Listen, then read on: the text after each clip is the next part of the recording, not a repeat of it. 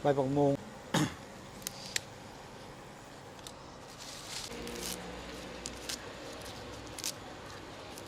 งาน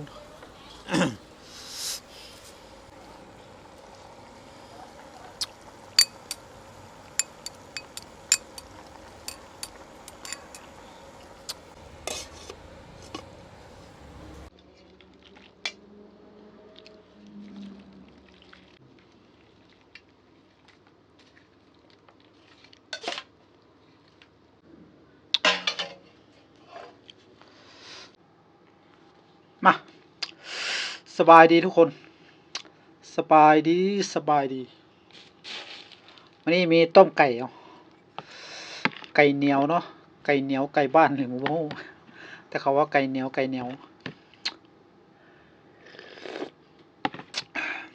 สมชื่อไก่เหนียวเลยอาบน้ำแล้วเนาะวันนี้เขาเต้นมือน้ำมันทามือก่อนน้ำมันไก่ทามือมาเด้อหาก็เลิกงานเนาะ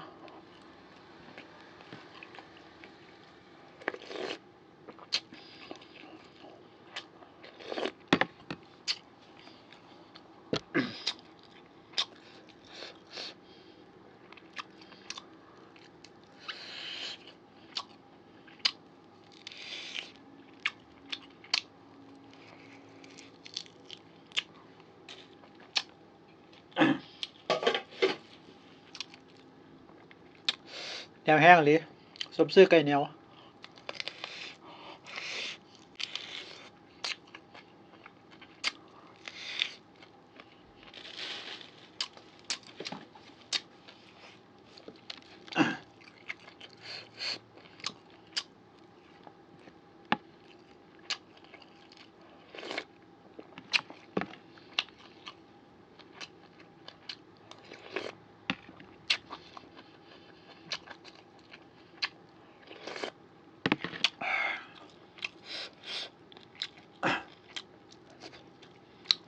ไข่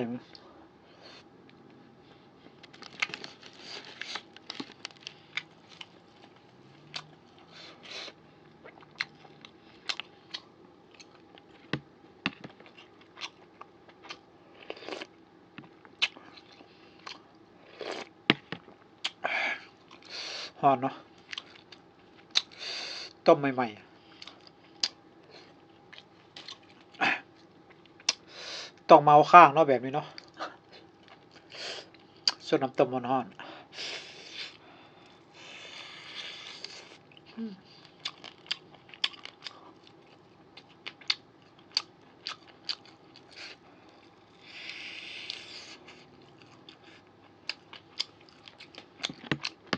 หยาบแห้ง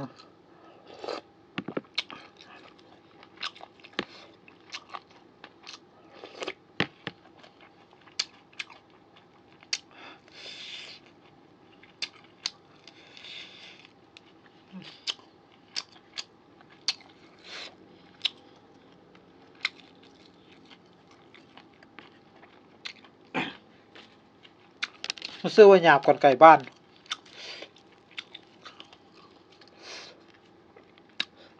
แต่เขาว่าไก่เหนียวไก่เหนียวต่างหากไก่บ้านต่างหากอันนี้มันซื้อว่ามันหยาบกว่าไก่บ้านสมซื้อไก่เหนียวเลย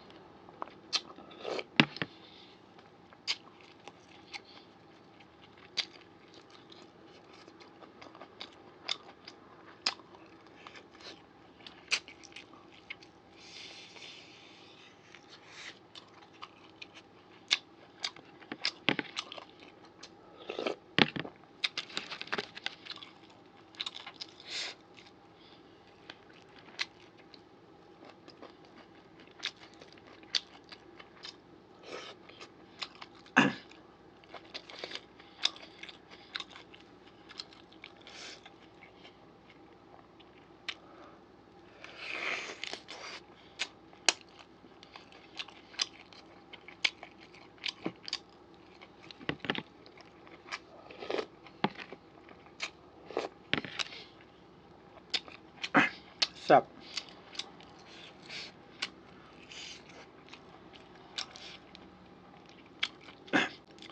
มักเฮ็ดกินแบบบ้านๆเนาะเฮ็ดกินแบบบ้านนอก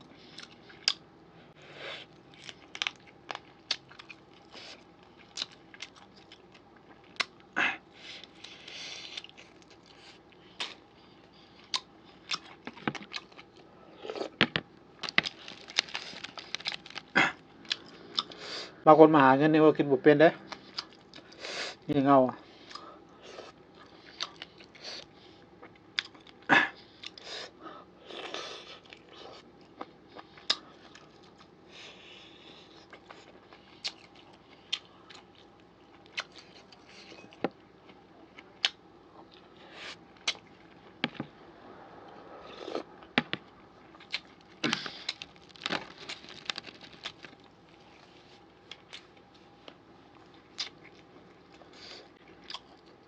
บางคนก็ว่ากินบ่เป็น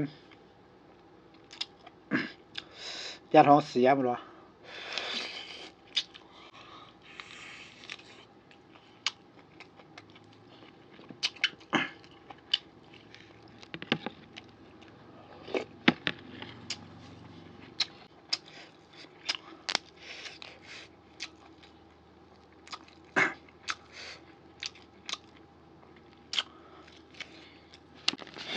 ตาผู้เฒ่าแถวบ้านเขาว่าคนพยศขุนนางอ่ะ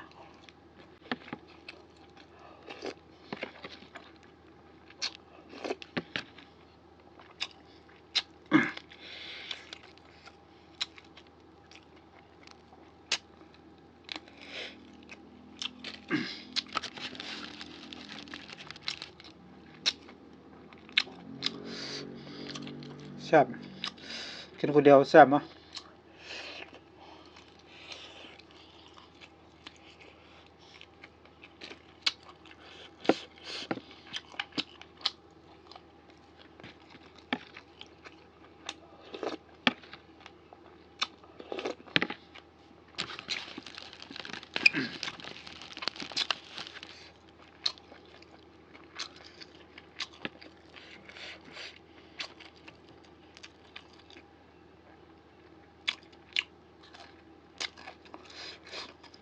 ยำหัวขา